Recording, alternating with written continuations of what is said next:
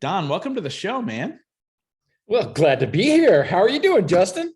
I'm doing well, man. I think this is a long time coming, right? And I think anybody who has followed you online, seen some of your work, and actually seen some of the photos that I post on social media, anything from the event back in 2019, and then, of course, the retreat last year, that's your work of art. That is what you do. You're a photographer, a headshot photographer, and obviously you do many other things. You used to do pinups, you used to do cars. I mean, I think you still do, right? You do live events, you're doing Jazz Fest right now. But what I want you to share with the audience is who is Don today? And then we'll break down how you got there, because I love the journey. Okay. Well, I just opened a new studio, so I'm very excited about that here in Reading, because I want Reading to become a destination for the kinds of artwork that I do and all kinds of stuff. And so I thought, I found a really nice space here in Reading in the old Canal Street pub building. It used to be the Reading hardware company, and they made a lot of really cool hardware and stuff like that. Bill's Khakis was in here. I don't know, it's been a bunch of different stuff, but it's a cool old building. And so I'm excited to have a space where I can kind of stretch out a little bit more. Yeah. I am focusing on headshots, but I'm starting to move into doing more portrait work. The things that I do, like events and cars and stuff like that, are things that I kind of like to do for fun. I do some things to support the local community. I support Genesius Theater. I do headshots for the actors and the board of directors, and I help them promote their shows by photographing shows and do promotional things. And then like the Jazz Fest and some of these things, I love that stuff. So it's an easy thing for me to support and donate my time for some of those things. And I like that. One more thing that I do is there's a program, you probably haven't heard about this. It's called Portraits for Patriots. And it's for military people who are transitioning out of service and trying to go into civilian life. And I know that could be hard for those people. And so there's a program, it's nationwide, and it gives those people free headshots so that they can use those for their, applications for jobs and things like that.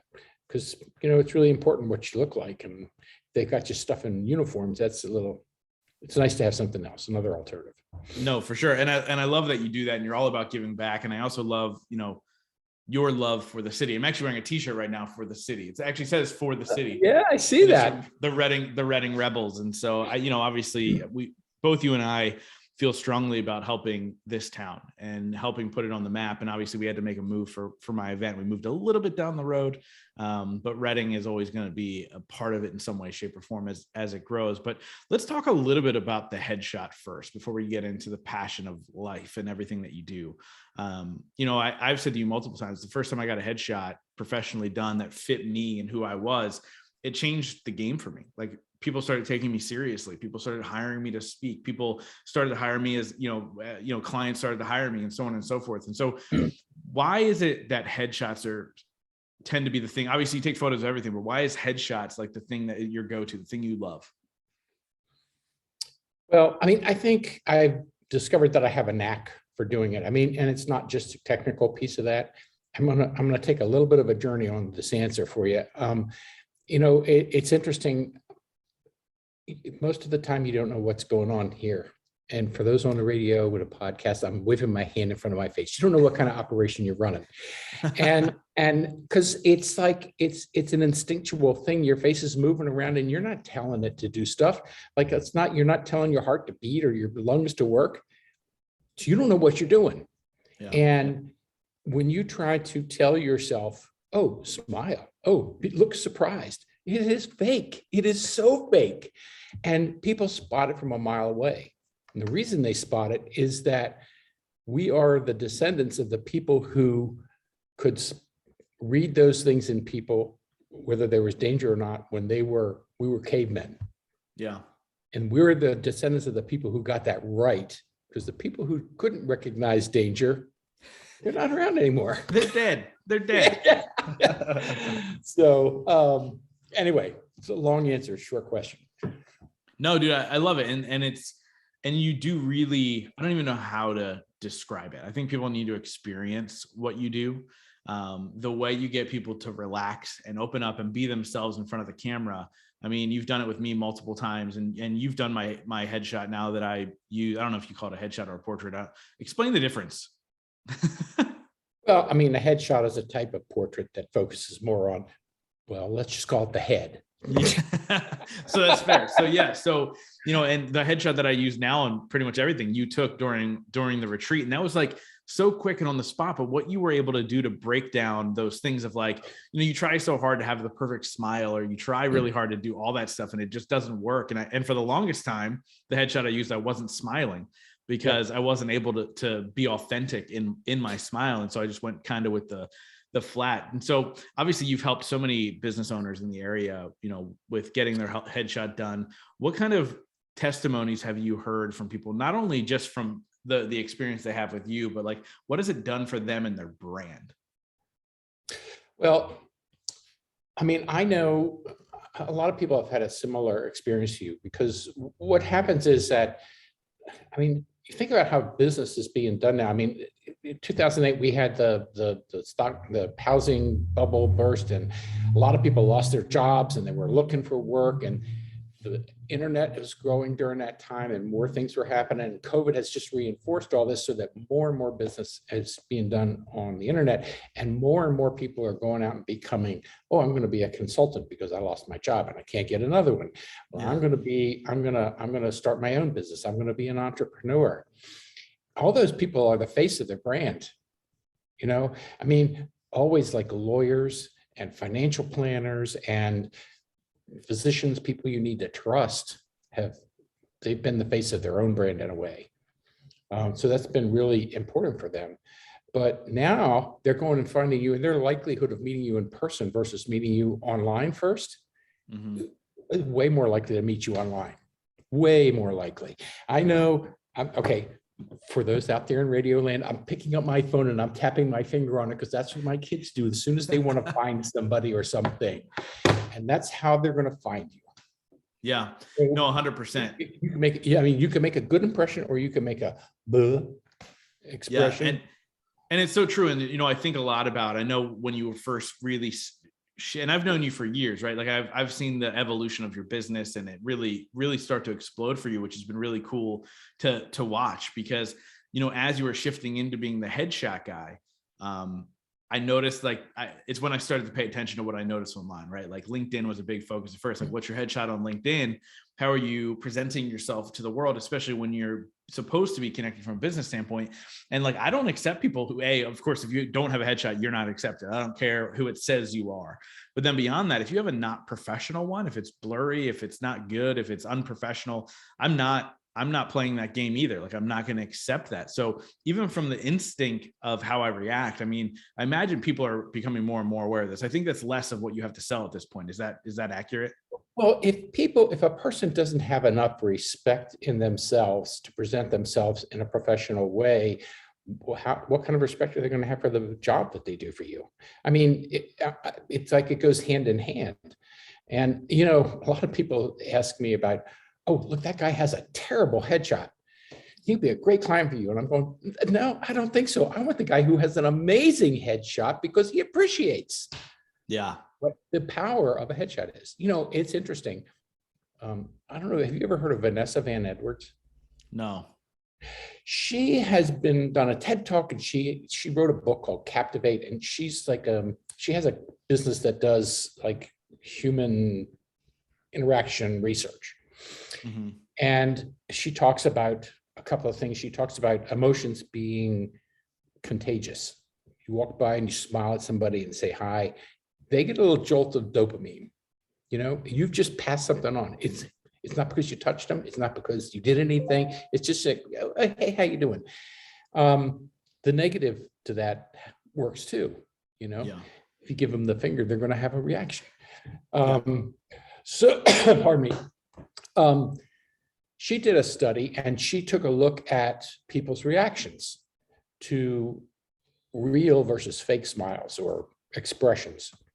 And they hooked people up to the computers and stuff, and they could read their brain waves. And people do get, there's this huge spike when they see a face with a real, genuine expression. Somebody who's being happy or sad or whatever it is. People are reading that emotion. And the minute that you put on one of the high school yearbook fake smile things to somebody, because you cannot tell yourself to smile. You can't do it. You just can't do it. It's like trying to tell yourself a joke. But as soon as they saw that, there was like flatline activity in their brain.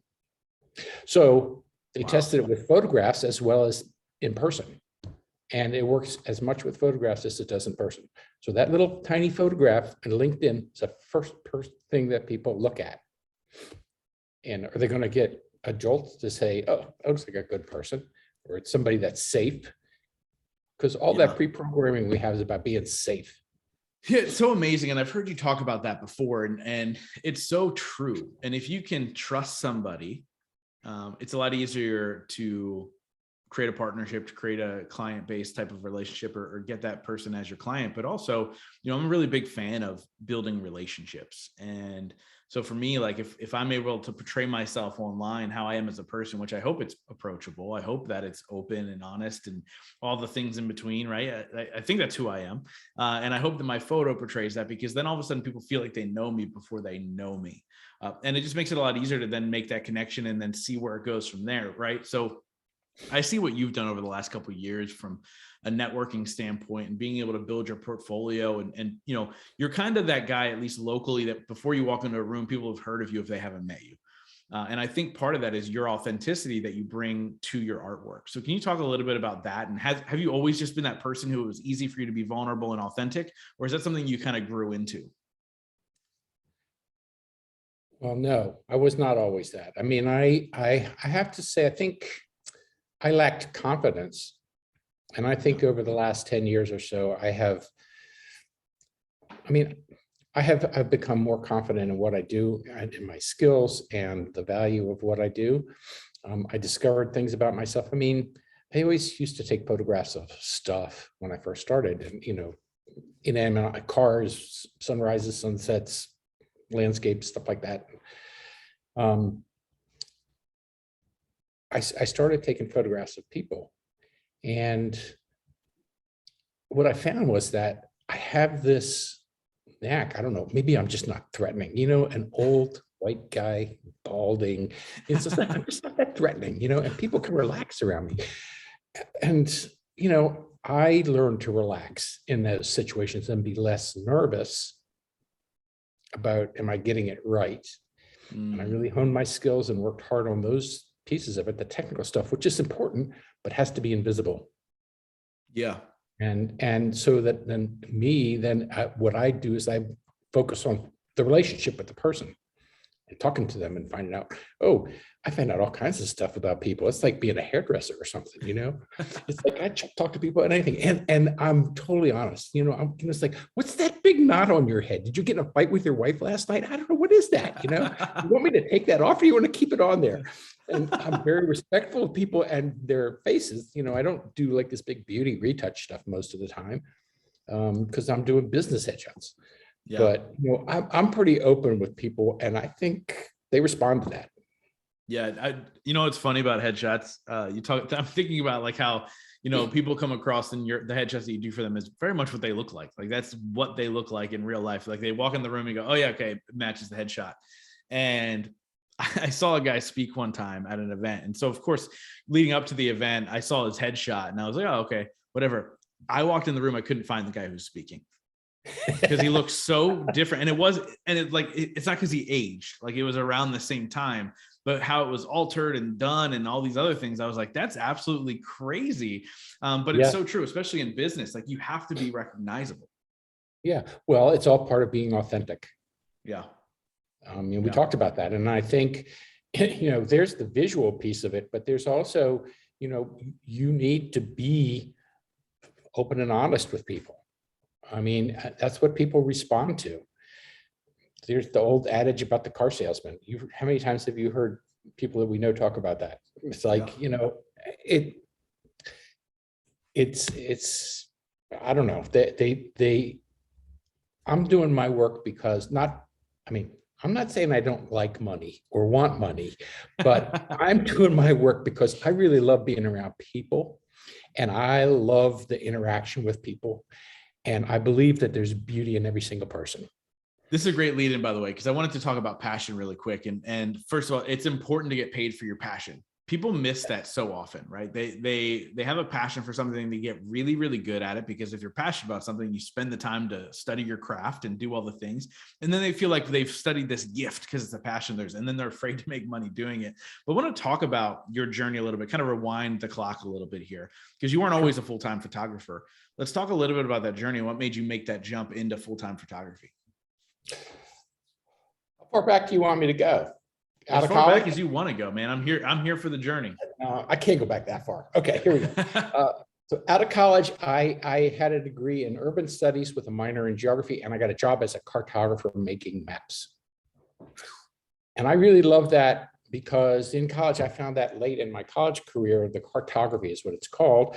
I found that because it tied together the intellectual piece of doing research and stuff like that with the artistic piece of creating some graphic thing. Sure. And I learned a lot of stuff that really served me well. And I did that for a number of years. And then I just came to the realization that there are a handful of places I could work. I was working at National Geographic, which is a great spot to work. And I was making maps. And I said, I really want to I love the design part of it. So I want to do that. So I started transitioning over to being a graphic designer. And I was a designer for World Magazine for a while. And I did a lot of graphics for, presentations and exhibits and stuff like that. And I ended up working for the educational media division as an assistant art director and doing all kinds of educational stuff, design for educational stuff. And then I'd been there for 17 years, and I said, I'm tired of being here. I need something new. And that was when I came up to the Reading area. I got a job with Baldwin Hardware Corporation as an art director. Yeah. And basically they had nothing. So I created their art department. We bought a couple of Macintoshes, and I helped bring along some of the junior people that were there. And we rebranded the company. We did all kinds of stuff that I wasn't used to. I mean, I felt like I was going into the wilderness. I mean, there wasn't even a borders here then. This place was like, wow. We have come so far. We have. We really have. Yes. Okay. I have another story I could tell about that, but I'm going to just skip over that because let's try and keep this a little focused. Okay. So I got let go from there. That's hard. That's really, I'll tell you, that's really great on your self-worth and confidence. Yeah. So I was at a low point. I've been there, man. Yeah. Well, I mean, they had a new guy come in and he wanted to do something different, take the department in a different direction. And so anyway, so I knocked around for a little while, but then I ended up getting a job with Aero International. That was awesome. It was awesome. And I came in and my perspective was, okay, you hired me as art director. I'm working for a guy who's head of the department. Just give me the work. Let me do the work. I don't want any of the politics. I don't want any of the management. I don't want any of that stuff. Well, darn if he didn't get fired. Yeah. And so I kept saying, nope, not me. And people kept coming to me and asking about this and that and stuff. And the department was starting to fall apart. And I finally went to the VP of Human Resources and said, Carl, what do I need to do to advance here? And so he says, well, write a plan for the department. So I did that, and they really liked it, and they promoted me, and I was doing great. And they were dependent on me. I was doing stuff for all their financial stuffs and their annual reports and their trade show booths. I had 6 people working for me, and it was pretty amazing. And then they got bought by Teleflex, and they said, bye. See ya. That end of 2007. Budget cuts. Just before the economy went in the toilet, and I was old. I mean, I was 57 at that point, and I couldn't buy a job. I mean, I was making too much money to work for McDonald's. Nobody would want to hire me. What's wrong with this guy? Yeah, I hear that. And it was like I couldn't find a job. So I mean, I had always done freelance work, and so I'm trying to make it go with freelance. And I was doing catalog work and stuff. I had bought a camera to do catalog photography. And I said, I got this camera. I really like hot rod cars. And I'm going to call up that Maple Grove Raceway place and ask them if they want me to take photographs for their racing. And so I started doing that. I did that for 10 years almost. Wow. I love that. I just love how you took the initiative and said, I have this passion for this, and I'm looking, I'm trying to make a living and a run doing this. And you took the initiative. A lot of people wouldn't do that. Like the idea of thinking outside of the box and what else can I do? And what's the next step? I mean, I think that's a phenomenal tip for somebody to take away, to be like, where can my services be used where I see it, but somebody else might not see it. You know what I mean? Yeah. Yeah. I mean, and I have had my setbacks in that area. I mean, I felt like when I was doing graphic design and I was doing some photography, catalogs, I said, this is a perfect combination. They can come to me and I can take the pictures and I can put it in the design and I can do all this stuff. And like that, I could never get any traction on that. And part of that is, I think I always grew up working for somebody else. I didn't have that entrepreneurial spirit. Okay, spirit. I like how you said it better, actually. We all have the spirit. So anyway, I kind of was forced into being an entrepreneur, and it took me a while to get it. I still have stuff to learn. I think I'm way better than I was. And I made some missteps, but I think all in all, I'm not afraid to go out and risk it. And I'm way more confident about myself and my skills now than I ever was. So, I mean, I get into situations like this where I have to get up front, talk to people, or be on a podcast. And I don't get nervous. I don't care. Yeah. Maybe I'm too old to care. I don't know. But, I just have thrown away all that stuff and mostly let it go. I have my moments, but still. Yeah, I think there's a really good lesson in understanding that to not allow people to judge you in your missteps, right? Like, we all make mistakes. We are all going to keep doing them. Like I talk all the time about these types of things and overcoming those limiting beliefs. And like, look, I've got friends who are worth $500 million, $1 billion, and they still have limiting beliefs. They still make mistakes. Now their mistakes, by the way, are probably much bigger than the ones that you and I can make. But they've set themselves up to be able to overcome those mistakes. And I think that's really kind of the key, right? And obviously now you're in your own studio. You're no longer in the basement. You're moving up and doing some really, really cool stuff. But I think, going back to that passion piece, when you were trying to merge the two, right? You find this passion of photography and falling in love with it, try and merge it with the graphic design because that seems to make sense and nobody's getting it. And all of a sudden you're like, I'm going to focus on this one thing. And all of a sudden the pieces start falling into place. And then that's when the universe says, here's more business, here's more opportunity, here's the next thing. And so I love that stuff. And, like you said, you're transitioning now into portraits. Let's talk a little bit about that growth. What made you want to do that? Let me just hold you up for 1 second. I want to say, well, we're not going back, but I want to say, I feel like with photography, I have found the thing. We're talking about passion here. And I've thought a lot about what is it about photography that I like? And I don't know. There's something about pushing that button and taking the picture, capturing a moment. And it's like, I mean, I love doing it with people, but I could take a picture of a rock and I could really like it. Yeah. And I can't put my finger on that. I'm still worrying the problem. So maybe one day I'll figure it out. But I am so happy that I am where I am today doing this. And so anyway, I just want to get that in there.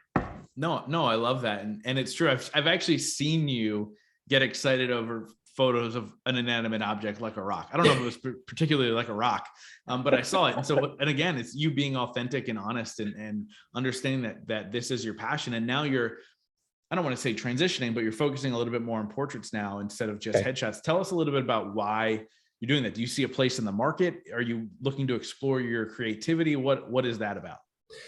Well, as I work with people, I mean, I'm always looking for new ways to interact with people and stuff like that. I was doing headshots with people, and at the end of my sessions, I would say, hey, do you want to take a couple of portrait pictures, because I'd seen some portraits that I really liked. I said, I'd like to try that, so I would set up a little table and do some lighting things and put a background up. And because the portraits, the headshots that I do are very structured in how I shoot them. And it's really about that person's face. Because I mean, you got a tiny little space to see it and it's really small and you got to focus on that person's face. Even I asked them to take off jewelry and stuff. But, it's kind of a more liberating and creative thing to do portraits.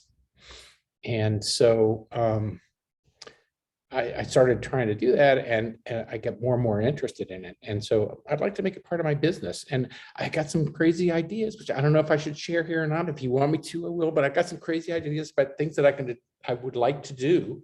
Yeah, let's hear them. I would love to hear it. Want to hear? Okay. All right. So I've been working with Genesius Theater They inherited the Myers collection of costumes. There's a guy who's local here named, I don't know what his first name was, but his last name is Myers. He had the Myers Magic Shop out out off of Fifth Street Highway somewhere. Yeah. And he spent his life hand making costumes. They inherited it from him. It was a mess. It's a pile of stuff. And they're sorting through it. But it's a way for them to rent costumes out to high school theater productions, other local theater productions. They can get money back in to help support their local theater, which I think is a great thing. So I want to start shooting that stuff. Okay. And I'm starting to shoot that for them so that they can begin to market that resource that they have. I started thinking, well, gee whiz, if Justin wants to come in and look like Humphrey Bogart, I could do that. If he wants to come in and look like King George VIII, I could do that. Yeah. And I could do a cool, like a canvas print that looks like a painting of Justin as a king, the king of podcasts. I just roll into my t-shirt. That's king. But I mean, so I've been working on the technique pieces of this and thinking about how could I market that and stuff. And I think it'd be really fun. I could do families, whole families. You know, it'd be a really cool thing. Yeah, and I want to get a whole lot of money for that. We could talk off the record about somebody I know who did family photos and was like the amount of money he was making. I can't even wrap my head around. And he wouldn't do many. He just had the right market, right? But like, so just a heads up to people. If you want a family photo and you want family photo done right, apparently it's very expensive. I have not looked into it. I'm sure one year I will, but it's very expensive, but it's worth it, right? It's that memory of. Well, maybe we'll give you an opportunity to be a test case for me. There you go. There you go. Well, I just want to get it done before Aiden's taller. I want to do one of the Crudes. Oh yes, that actually, you know what's funny? They love that movie, and part of it was like they're like, this one's Lucy and this one's Aiden, and so on and so forth. So it's really funny that you said the Crudes.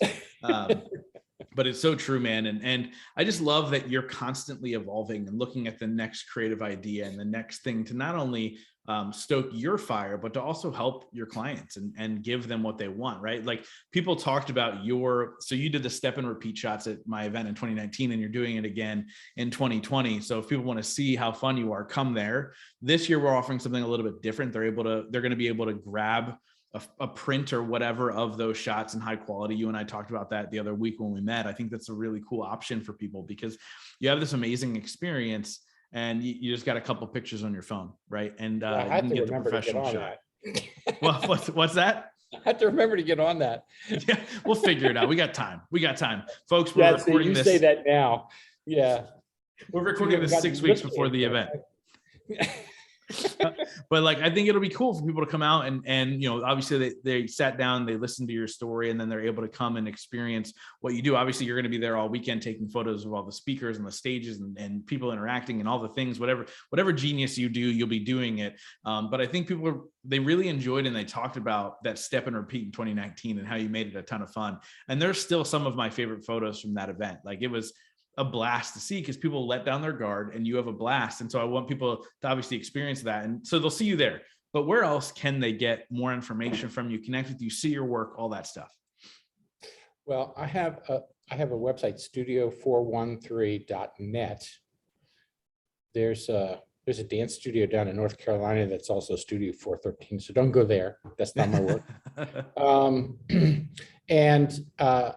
I have there's a service called SmugMug, and I have a SmugMug account that has a lot of galleries and samples in it, more than it's on my actual website. But if you send me a message through my website, then I'll connect you. I'll hook you up if you want to go look at additional stuff, but it has much more variety. Yeah. And you've done some really cool stuff. And so I highly recommend everybody, you know, go check out your work and hire you. Now, one question I ask every single person on this podcast, I want to make sure I ask you too. It's a two-part question. The first part is, what is your definition of success? The second part is, what are 3 things you do every single day to ensure that success for yourself? My definition of success is that I do things that are helpful to people and that I feel good about doing it. feel good about myself, and I feel comfortable. And if I can make a living at it, that's great. Awesome. I love it. And the other part was, so what do I do to make sure that happens every day? 3 things you do every single day. I brush my teeth. No, that's not one. That's an important step. It is one, but that's not the one. I meditate in the morning. Very cool. I do a journal, and you know about that from our friend at Sandler. Yep.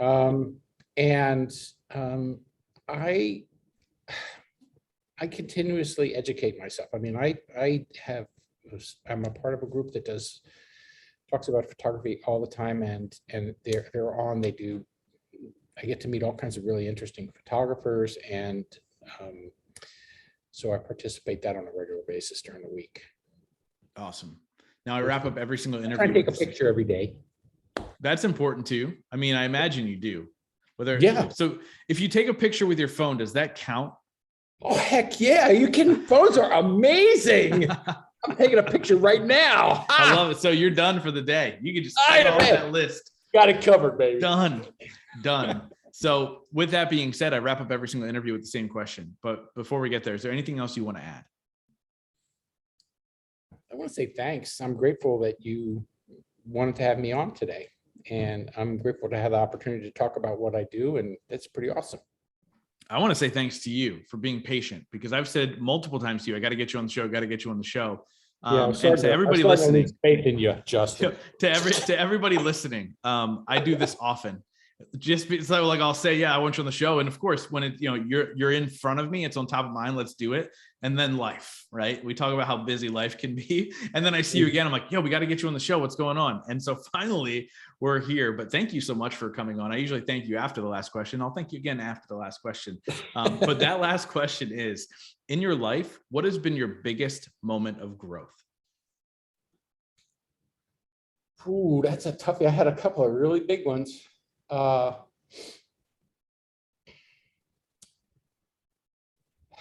I give like a multi-part? I mean, there's a couple of things I want to say.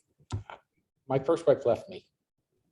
I experienced a very painful growth at that moment. But it ended up way better. If I could see her now, I would say, thank you. Yeah.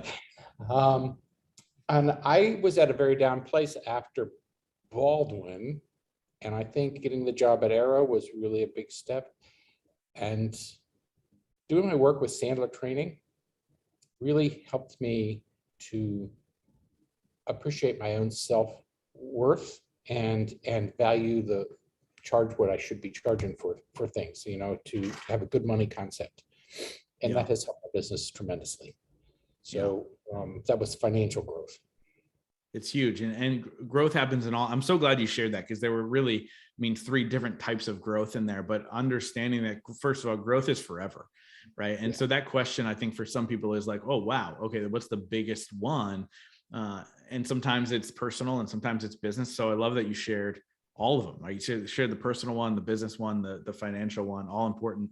And just so you know, John Whitehall is another one that I say, I need you on the show. and we still haven't done it. So John Whitehall really helped me with my money concept for sure. Yeah, I didn't even know I was doing 3 separate ones like that. How smart was that? Holy genius. Genius, which I love, man. I love it. So Don, thank you so much for coming on and sharing your journey with my audience. And thank you again, and most importantly, for being a friend. I've thoroughly enjoyed getting to know you over the last, 5 years at this point, 6 years at this point, man. And so just grateful for you and everything you do in this world. Hey, thank you, Justin. It was great to be here.